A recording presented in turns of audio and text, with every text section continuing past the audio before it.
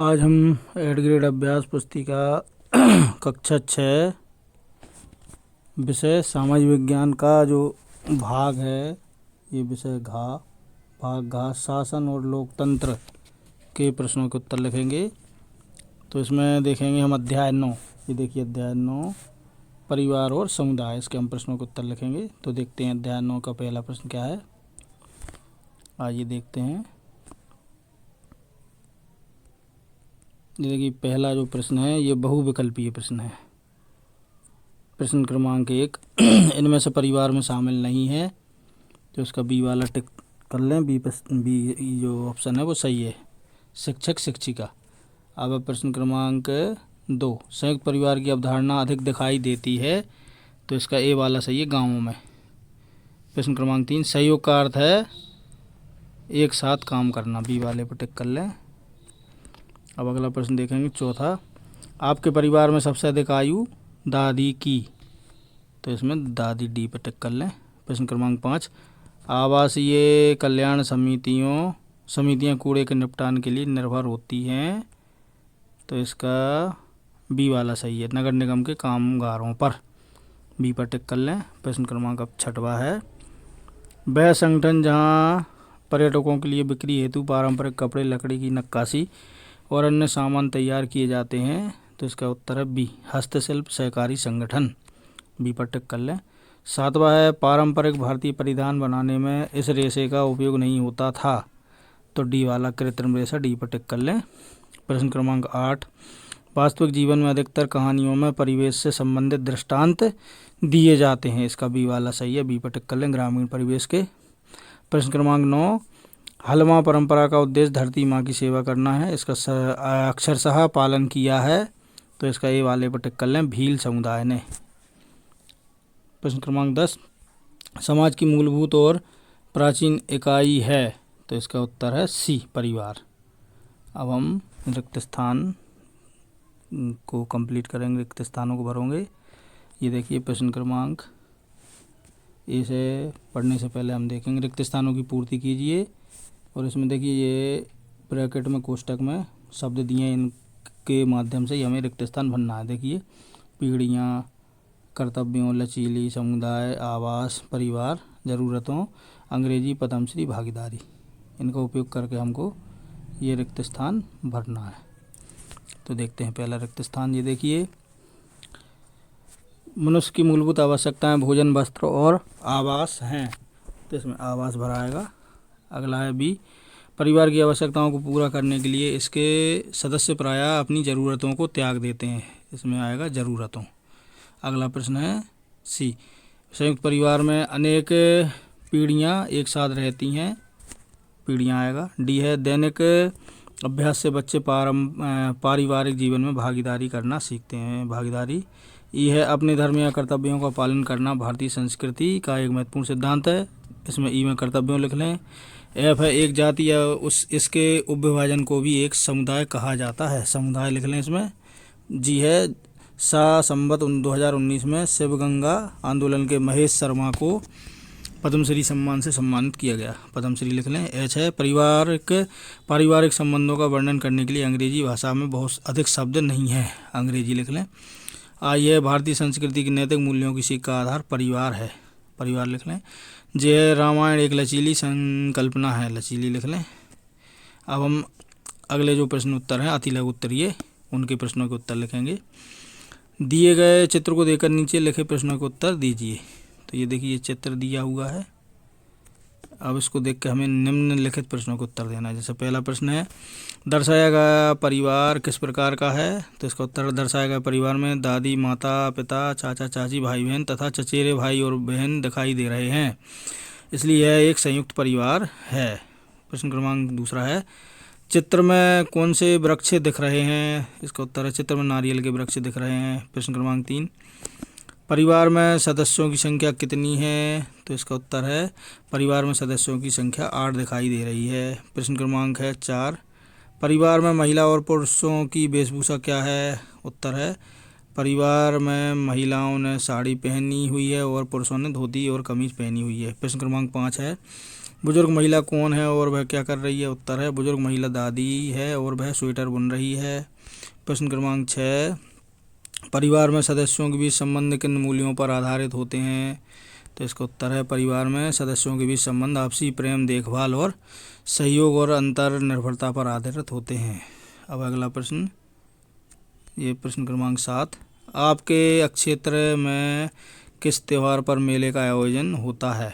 उत्तर है हमारे क्षेत्र ग्वालियर में दुर्गा पूजा, दशहरा, गणेश चतुर्थी और दीपावली इत्यादि त्योहारों पर मेले का आयोजन होता है। प्रश्न क्रमांक 8 है, समुदाय को सुचारू रूप से चलाने के लिए क्या आवश्यक है? उत्तर है समुदाय को सुचारू रूप से चलाने के लिए नियम, कानून, सहयोग, अच्छा नेतृत्व और सभी नागरिकों को कर्तव्यों का पालन करना आवश्यक होता है। प्रश्न क्रमांक 9, तेनजिंग को रोचक कहानियाँ कौन सुनाता है? उत्तर है तेनजिंग को रोचक कहानियाँ उसकी दादी सुनाती हैं। प्रश्न क्रमांक 10 है, तेनजिंग की माँ ने उसे यह क्यों कहा कि हमें पैसों की बचत अवश्य करनी चाहिए? उत्तर है तेनजिंग की माँ ने उसे इसलिए कहा कि हमें पैसों की बचत अवश्य करनी चाहिए जिससे हमें भविष्य में अचानक आने वाले खर्चों के लिए किसी पर निर्भर ना होना पड़े। बचत से हम अपने भविष्य की ज़रूरतें पूरी कर सकें। अब लघु उत्तरीय प्रश्न है। प्रश्न क्रमांक 1, ग्रामीण क्षेत्र में लोग ज़्यादातर खेती बाड़ी का कार्य करते हैं, खेती में कौन से कार्य शामिल हैं? लिखिए। उत्तर है ग्रामीण क्षेत्र में लोग मुख्य रूप से खेती बाड़ी का कार्य करते हैं। खेती में कई कार्य शामिल होते हैं जैसे भूमि जोतना, बीज बोना, सिंचाई करना, फसल की देखभाल करना, कीटनाशकों का छिड़काव करना, कटाई करना और अनाज का भंडारण या बिक्री करना। ये सभी कार्य पूरे वर्ष करते हैं। प्रश्न दूसरा है, नगरीय क्षेत्रों में आवासीय कल्याण समितियाँ क्या क्या कार्य करती हैं? इसका उत्तर है नगरीय क्षेत्रों में आवासीय कल्याण समितियाँ सफाई, सुरक्षा, पानी की व्यवस्था, स्ट्रीट लाइट, कूड़ा प्रबंधन, पार्कों की देखभाल और भवन नियमों का पालन सुनिश्चित करने जैसे कार्य करती हैं। ये समितियाँ लोगों की समस्याएं प्रशासन तक पहुंचाने का कार्य भी करती हैं। प्रश्न क्रमांक 3, सामान्य संवत 2015 में चेन्नई में आई बाढ़ से लोगों को क्या नुकसान हुआ होगा? उत्तर है सामान्य संवत 2015 में चेन्नई में आई बाढ़ से लोगों को कई प्रकार के नुकसान हुए होंगे जैसे सड़कों पर पानी भरना, लोगों का आवागमन बाधित होना, दुकानें और सेवाएं बंद होना, रोज़मर्रा की ज़रूरतें पूरी ना हो पाना तथा संपत्ति का नुकसान, बिजली, पानी और संचार सेवाएं भी प्रभावित हुई होंगी। प्रश्न क्रमांक 4 है, आपके विचार से आधुनिक जीवन शैली के वह कौन से आयाम हैं जिनके कारण कुछ दंपति एकल परिवार को अपनाते हैं? उत्तर है आधुनिक जीवन शैली में दंपति स्वतंत्रता, सुविधा और निजी निर्णयों को अधिक महत्व देते हैं। नौकरी के कारण, शहर बदलना, विचारों का टकराव और कम जिम्मेदारियों की चाह जैसे कारणों से वे एकल परिवार को अपनाते हैं। प्रश्न क्रमांक 5, तेनजिंग के जीवन में दादी की क्या भूमिका है? उत्तर है तेनजिंग के जीवन में तेनजिंग के जीवन में दादाजी की क्या भूमिका है? उत्तर है तेनजिंग के जीवन में दादाजी एक मार्गदर्शक और सहायक की भूमिका निभाते हैं। वे उसकी पढ़ाई में मदद करते हैं, स्कूल बस स्टाफ तक ले जाते हैं और सामाजिक कार्यों में भी सक्रिय रहते हैं। वे तेनजिंग को सहयोग, सेवा और जिम्मेदारी का महत्व सिखाते हैं। अब अगला प्रश्न है 6वां, आप अपने विद्यालय में कक्षा के अलावा किस प्रकार के समुदाय का हिस्सा हैं? उत्तर है मैं अपने विद्यालय में कक्षा के अलावा पुस्तकालय समिति और स्वच्छता समिति का हिस्सा हूँ। इन समितियों के माध्यम से मैं किताबों की देखभाल, अनुशासन बनाए रखने और विद्यालय को स्वच्छ रखने में सहयोग करता हूँ। प्रश्न क्रमांक 7 है, पाठ के आधार पर कोई एक उदाहरण दीजिए कि जब लोग बिना किसी लाभ की उम्मीद के समुदाय हित के लिए एक साथ मिलकर आगे आए। उत्तर है मध्य प्रदेश के झाबुआ क्षेत्र में जल संकट के समय भील समुदाय के लोगों ने हलमा परंपरा के अनुसार बिना किसी निजी लाभ की आशा के हजारों पेड़ लगाए, बारिश के पानी को संरक्षित करने के लिए अनेक तालाब भी खोदे और वर्षा जल संचय की अनेक संरचनाएं बनाई। इस सामूहिक प्रयास से न केवल पानी की समस्या हल हुई बल्कि पर्यावरण भी संरक्षित हुआ। उन्होंने यह कार्य केवल समुदाय और धरती माँ की सेवा के लिए किया। यह उदाहरण दिखाता है कि लोग बिना किसी स्वार्थ के भी एक साथ मिलकर समाज की भलाई के लिए काम कर सकते हैं। प्रश्न क्रमांक 8 है, शालिनी को अपनी पसंद के रेशमी वस्त्र चाहिए थे किंतु संयुक्त परिवार में रहने के कारण उसे सादे सूती वस्त्र खरीदना पड़े, फिर भी वह खुश थी क्यों? लिखिए। उत्तर है शालिनी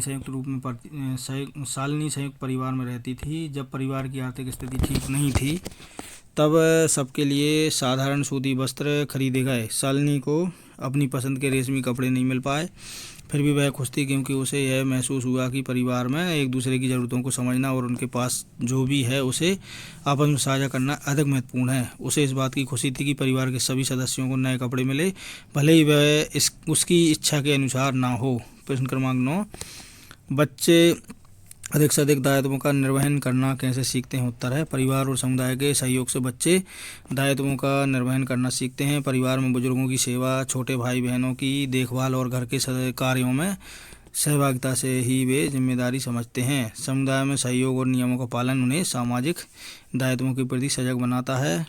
प्रश्न क्रमांक 10, तेनजिंग और शालिनी के परिवार में क्या समानताएं हैं? लिखिए। उत्तर है, तेनजिंग और शालिनी के परिवार में निम्नलिखित समानताएं हैं। नंबर 1, दोनों का परिवार एक संयुक्त परिवार है। नंबर 2, दोनों परिवार बच्चों की देखभाल करते हैं। नंबर 3, दोनों में सभी सदस्य मिलकर काम करते हैं। नंबर 4, बुजुर्गों की सलाह और अनुभव का सम्मान किया जाता है। नंबर 5, परिवार में एक दूसरे की मदद की भावना है। अब है दीर्घ उत्तरीय प्रश्न है ये। प्रश्न क्रमांक 1, अपने परिवार के अलावा उन सभी लोगों की सूची बनाइए जो अपने कार्यों के माध्यम से किसी न किसी रूप में आपको सहयोग प्रदान करते हैं। उत्तर है, परिवार के बाहर ऐसे कई लोग हैं जो प्रत्यक्ष या अप्रत्यक्ष रूप से अपने कार्यों के माध्यम से हमारी सहायता करते हैं। उनकी सूची इस प्रकार है। नंबर 1, शैक्षणिक और सीखने के क्षेत्र में शिक्षक और ट्यूटर। नंबर 1, शिक्षक और ट्यूटर। नंबर 2, स्कूल या कॉलेज के स्टाफ। नंबर 3, पुस्तकालय अध्यक्ष। अब दूसरा है स्वास्थ्य सेवाओं में number 1, doctor. Number 2, nurse. Number 3, pharmacist. Number 4, ambulance driver. अब अगला तीसरा है सामुदायिक सेवाओं में। नंबर 1, सफाई कर्मचारी। नंबर 2, सुरक्षा गार्ड। नंबर 3, बिजली और पानी के विभाग के कर्मचारी। अब चौथे नंबर पर दैनिक जीवन में नंबर 1, दुकानदार और सब्जी वाले। नंबर 2, दूध वाले। नंबर 3, कुरियर डिलीवरी कर्मी। Number 4, postman. अब 5वां, यात्रा और परिवहन में बस ऑटो और taxi driver. Number 2, traffic police. 6वां है आपातकालीन सेवाओं में। Number 1, police. Number 2, fire brigade. Number 3, बचाव दल।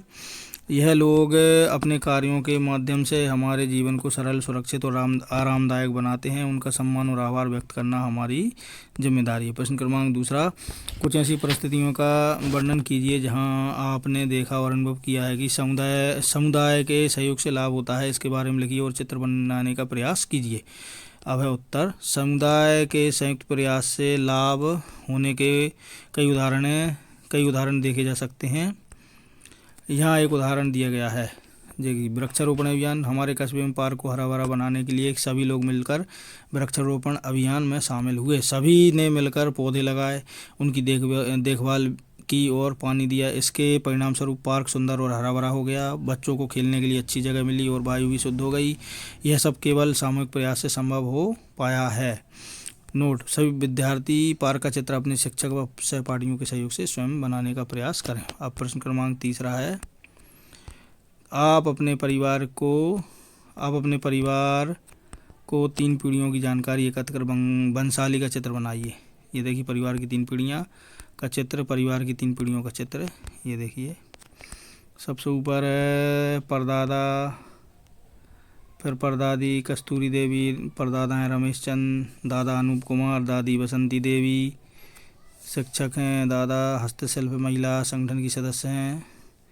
बुआ जो हैं वो सृष्टि शिक्षिका हैं। चाचा अविनाश इंजीनियर हैं। पिता राजीव इंजीनियर हैं। माता सुनैना निजी बुटीक। बहन रेखा, भाई रवि, मैं स्वयं सिद्धार्थ। अब प्रश्न क्रमांक 4, संयुक्त परिवार के लाभ और हानियों का उल्लेख करते हुए कोई एक कहानी लिखिए। उत्तर है, कहानी दादी का आंगन। रवि एक बड़े संयुक्त परिवार में रहता था। घर में दादा दादी, चाचा चाची, भाई बहन साथ रहते थे। हर त्यौहार मिलकर मनाया जाता और हर मुश्किल में सब साथ खड़े रहते। रवि को पढ़ाई में दिक्कत होती तो चाचा जी मदद करते। दादी रात को कहानियाँ सुनाती। एक दिन पापा जी का तबादला हुआ और उन्हें अलग शहर जाना पड़ा। नया घर छोटा था और रवि को दादी की कहानियाँ, चाची के बनाए पकवान और सबके साथ खेलने की मस्ती बहुत याद आई। लाभ, संयुक्त परिवार में प्यार, सहयोग, सुरक्षा और संस्कार मिलते हैं। हानि, कभी कभी मतभेद और निजी समय की कमी होती है। रवि ने समझा कि संयुक्त परिवार में रहना एक सुखद अनुभव है जहां जीवन में खुशियों का आंगन हमेशा खिला रहता है। प्रश्न क्रमांक 5 है, तेनजिंग के दादाजी सामाजिक गतिविधियों में सक्रियता से भाग लेते हैं। कैसे? पाठ के आधार पर उदाहरण समझाइए। तेनजिंग के दादाजी न सिर्फ तेनजिंग की पढ़ाई में मदद करते हैं और उसे बस स्टॉप तक छोड़ने जाते हैं, बल्कि वे कॉलोनी के सामाजिक कार्यों में भी सक्रिय रूप से भाग लेते हैं। वे हमेशा दूसरों की सहायता के लिए तैयार रहते हैं। उदाहरण, एक बार जब तेनजिंग के क्षेत्र की बिजली चली गई थी, तब दादाजी ने पास के कार्यालय में जाकर शिकायत दर्ज कराई।